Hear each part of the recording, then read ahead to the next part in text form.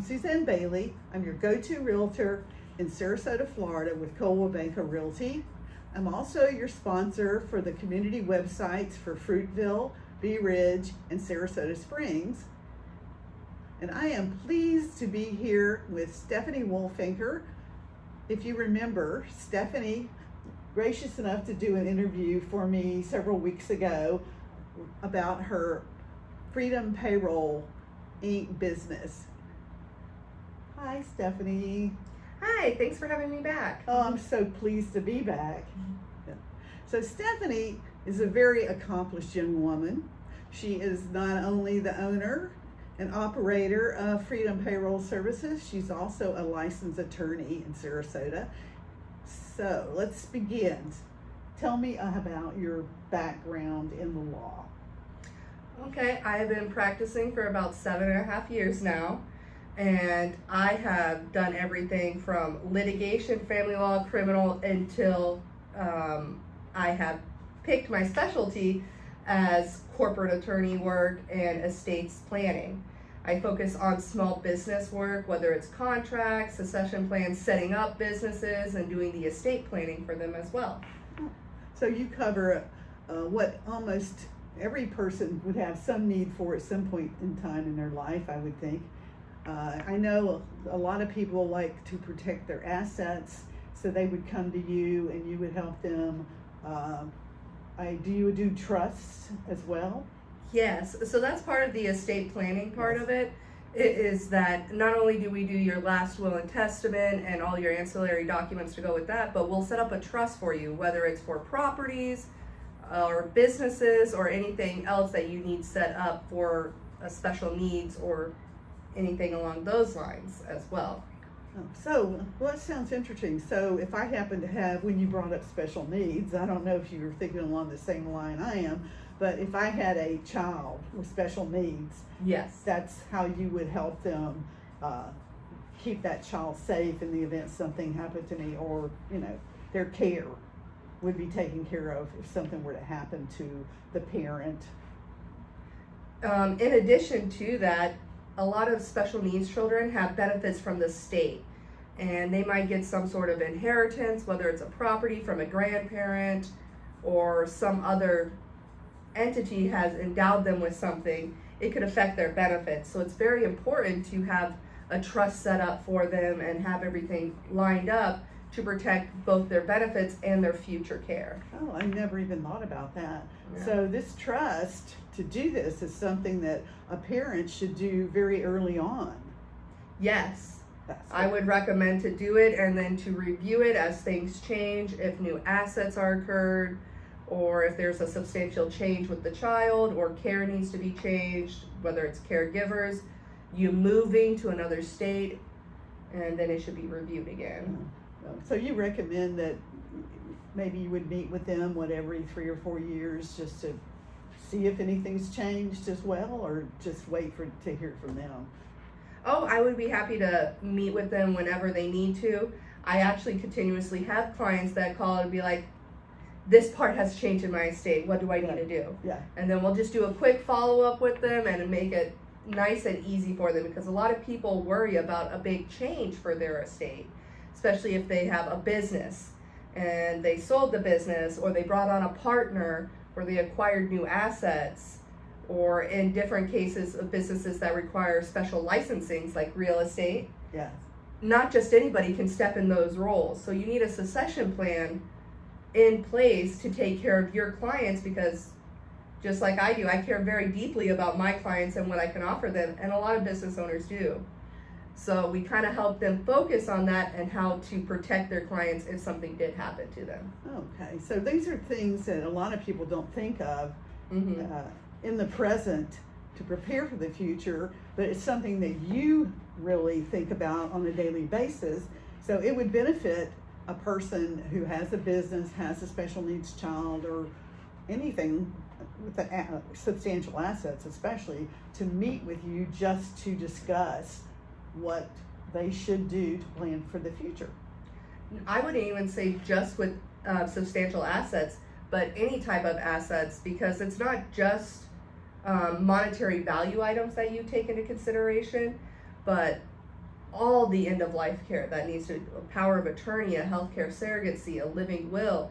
These are all things that need to be taken care of so you don't leave a burden on your family. You're doing this not for yourself, but to take care of your family. They are already going through a stressful time trying to take care of you or having to plan arrangements for you, but if you already have those set in place, it'll make the ease of your passing on your loved ones a lot easier. So it's not just about you drafting it, but your loved ones and your family. Yeah, well, it's important to think about those kind of things in the future. Yeah. Okay, so we jumped right into this discussion, but so I know that we talked last time that you're a native of Sarasota. Yes. And you come back to Sarasota, I assume at that time because you're to take over your parents' business, but also because you miss the beach. I am a big fan of the beach. I wasn't too far away. I did relocate to go to Orlando to go to school. And I stayed there for a few years because it was a great area to learn in. There's a bunch of other attorneys I was able to glean from, and I'm always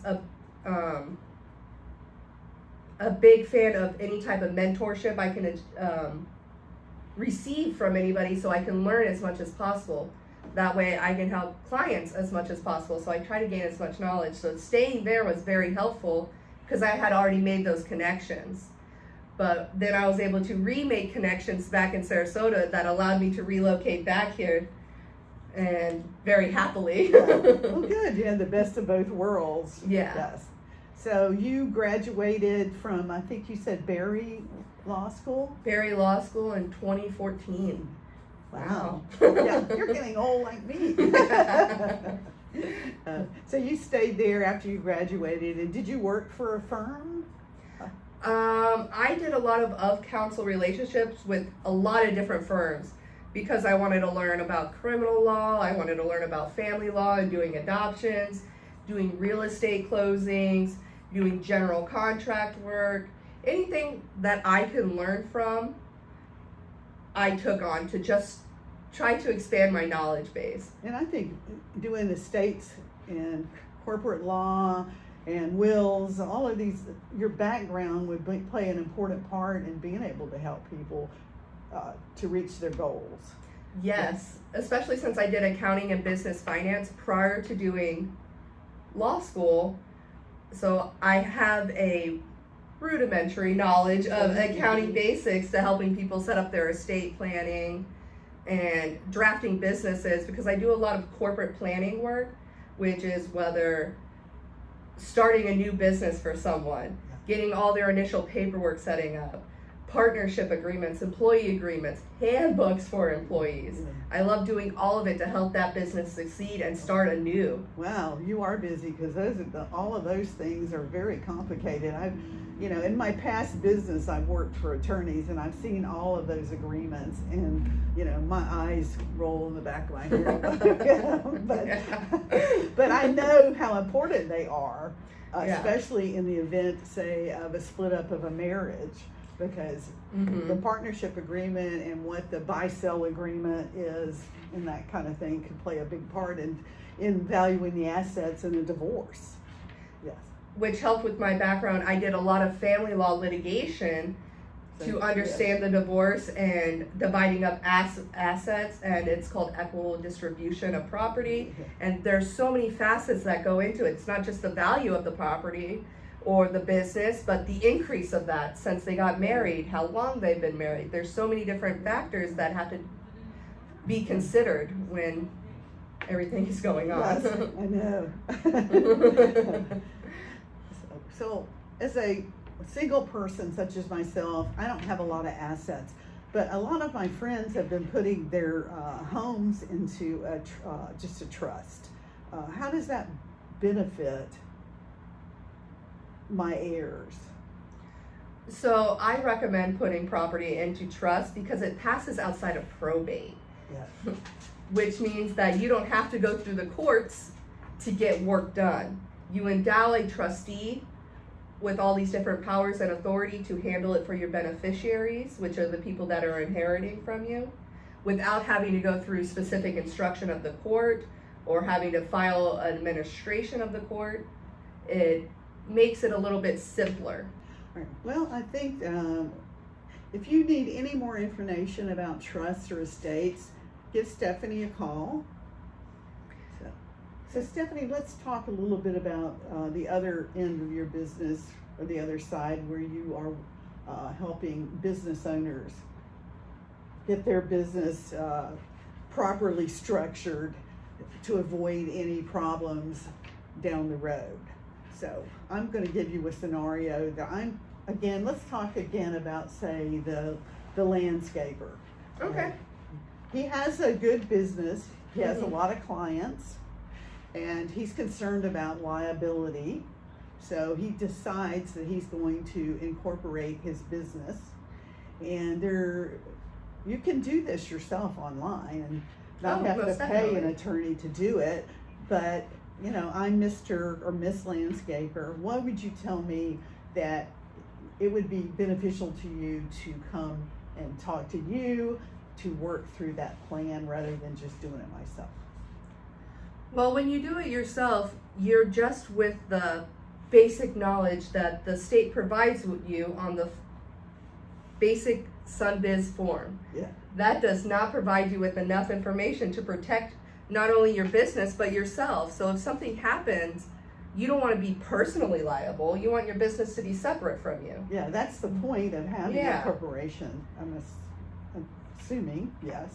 And to protect you and to protect the employees, there's a lot of aspects in setting up a business that people don't realize they might need, whether it's setting up specific payroll accounts, unemployment accounts, make sure they have their registration for their EIN number for tax designations, have the proper contracts in place, make sure they have the proper license. For example, for landscaping, you might not need a specific license or contractor's license to do what they do, but the county requires different business occupational license, and you have specific other rules that you have to file for your tax designation setup. Some people don't know how they set up their company. Is it an Inc? Is it an LLC? Is it a partnership? Is it a sole proprietorship? And how does that affect you personally? How does it affect your taxes? How does it affect you taking payroll?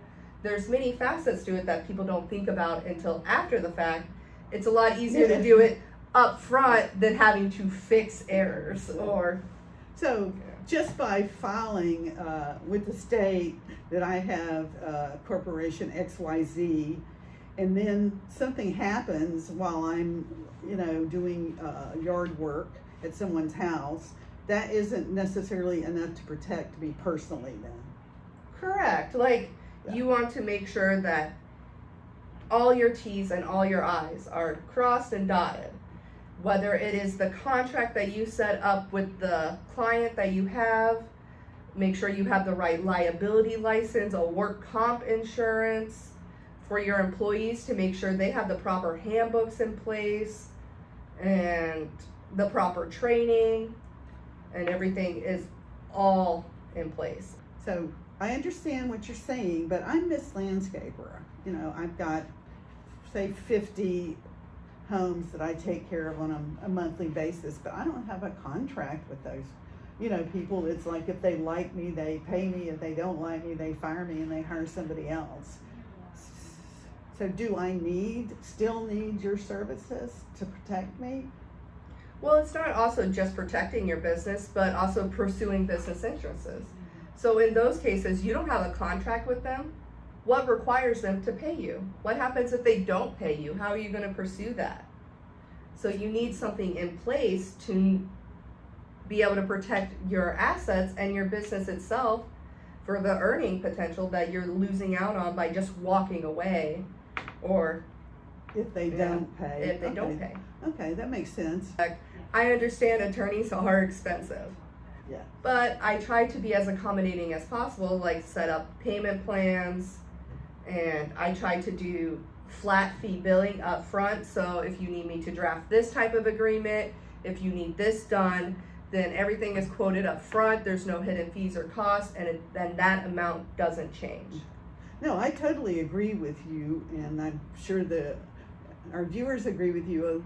So we were, that was one side of the business, but the other side of the business is someone who plans on staying in business for a long time. They do have employees, and they do need your services. Mm-hmm. If I were to open up my own brokerage firm, as a real estate, instead of working for Coldwell Banker, I decided to open up XYZ Realty. How could you help me differently as a realtor as you would say if I opened up a clothing store? Would there be any difference in what I would need as opposed to what? Every business is unique and every business's needs are unique. However, there are still the same general principles that need to be addressed. You want to make sure that you are covered personally. You want to make sure your employees are protected. You want to make sure that you are in compliance with your licensing. Specifically for real estate, you have to have specific licensings and trainings prior to being permitted to open the office. So making sure that you are all in compliance with everything is something else we can help with. So we were talking about how you can help businesses, whether they're small business or huge business, avoid legal issues and problems with the bureaucracy of taxes and licenses, etc. So what's an example that you would tell, which industry would you suggest, no matter how small they are, seek legal assistance? Anybody in the construction industry, prior to even opening your own, whether you're opening a business or just doing it as a subcontractor, always seek the advice of an attorney because they are the most liable. They're very highly sued for minor things that you wouldn't think about. Make sure your license is all set up in place. Make sure all your contracts are set up in place just to protect yourself and your client. It's a very shaky industry for that, especially in the state of Florida. There's been a lot of issues. So there's a lot of litigation surrounding contractors or subcontractors in the work that they performed in homes and such in the area. Yes. So do you help these people write their contracts so they are protected? Yes. That's what I do. Yes. So I help them prior to even opening the window of the business and everything. I always suggest just talk to an attorney, try to get a consultation. So you can be like, what do I need to do for me to install windows, to put on roofs, to put up drywall, whatever the industry is that you want to go into. Just go ahead and get your checklist ahead of time and just work your way through to set it up and have it all in line before you open your door, so you don't have to go back and fix anything or worry about being sued or anything along those lines. End up in court. And yeah. You don't want to be on that end, I know. No, it's very expensive, and you most likely won't come out with your license. It's very expensive. So folks, what we have tried to accomplish, with this interview and also talking about the Freedom Payroll Services business, that pre-planning is worth every dollar that you spend on it. It will save you money down the road, even if you're a small business with no employees or few employees, or you're a huge corporation. You need legal services, you need payroll services, as well as the other services that come with the business, which Stephanie, she wears a lot of hats, but she doesn't wear those hats. So, yeah. So thank you so much for joining us today. And Stephanie, let's tell everybody how to get in touch with you. So you could contact me directly. My email is Stephanie, STEPHANIE, @eaglelawgroup.net. You could give me a call or a text at 941-266-1552. Or you can come down to my office and speak to me directly. My office is at 4509 Bee Ridge Road, Suite A. We're right with Freedom Payroll, and you can get everything addressed all at once. That's great, isn't it? Well, thank you for joining us today, and I look forward to seeing you in my next interview. Thank you.